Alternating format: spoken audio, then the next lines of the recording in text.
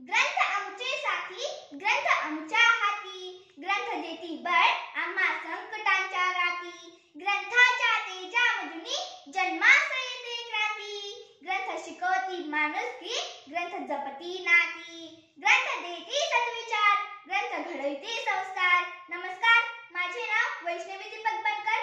मी तुमच्या समोर विषय मांडत आहे वाचाल तर वाचाल.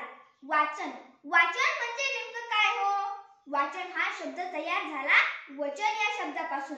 वचन म्हणजे शपथ, श म्हणजे शतक म्हणजे 100% आणि पथ म्हणजे मार्ग म्हणजे 100% यशाकडे नेणारा मार्ग म्हणजे वाचन होय.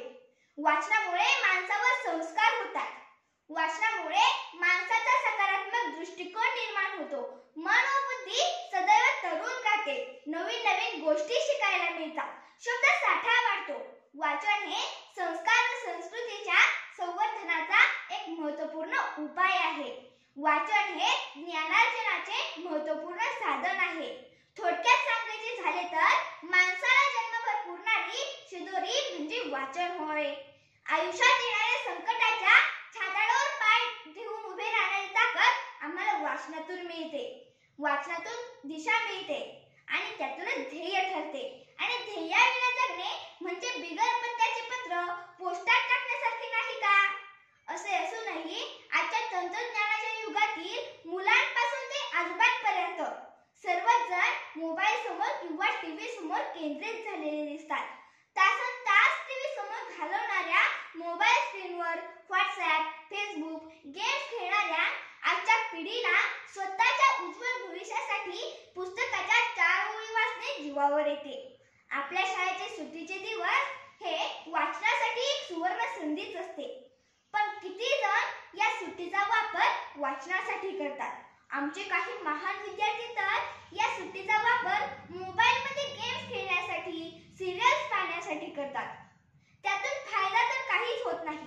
याउलट त्यांचे मानसिक संतुलन बिघडते, चिडचिडेपणा वाढतो, सहनशीलता कमी होते आणि त्यातून आत्महत्येचा प्रकार मनात येतो. साध्या साध्या कारणावरून मुले आत्महत्या करतात. ही परिस्थिती सुधारायची असेल तर आज गरज आहे वाचनाची. कारण पुस्तकानेच माणसाला जगायला शिकवले. पण यांना सांगणार तरी कोण आणि कसे? आजच्या विद्यार्थ्यांना वाचायला वेळ नाही. शॉर्टकटचा काळ आहे. पसायदान प्रार्थना पाठ नाही, मात्र सिनेमाची गाणी तोंडपाठ आहेत. ही परिस्थिती पाहून मला म्हणावेसे वाटते, झाली उजाड ग्रंथालये पण कॅफे गजबजले हो. झाली उजाड ग्रंथालये पण कॅफे गजबजले हो. आजचे तरुण सारे वाचनापासून दुरावले हो. आजचे तरुण सारे वाचनापासून दुरावले हो. यामुळे आपले संस्कार व संस्कृती हे संपुष्टात येण्यास सुरुवात झालेली आहे. म्हणूनच आज सर्व तरुणांना पुन्हा एकदा सांगायची वेळ आलेली आहे, वाचाल तर वाचाल. कारण पुस्तकाने म्हणजेच वाचनानेच माणसाला जगायला शिकवले. वाचनानेच माणसाचे मस्तक सुधारते आणि सुधारलेले मस्तक पुन्हा पुढे नतमस्तक होत नाही. म्हणूनच आयुष्यात ताठमानेने जगायचे असेल तर वाचन हाच एकमेव पर्याय आहे. आपल्या देशाचे माजी राष्ट्रपती डॉक्टर अब्दुल कलाम यांच्या घरी अतिशय बिकट परिस्थिती असूनही ते उत्कृष्ट शास्त्रज्ञ बनले. आपल्या देशाचे राष्ट्रपती बनले ते फक्त वाचनाच्याच बळावर. वाचन हीच त्यांची खरी संपत्ती होती. ते म्हणाले होते, भारतीय पिढी नाचणारी नव्हे तर वाचणारी हवी.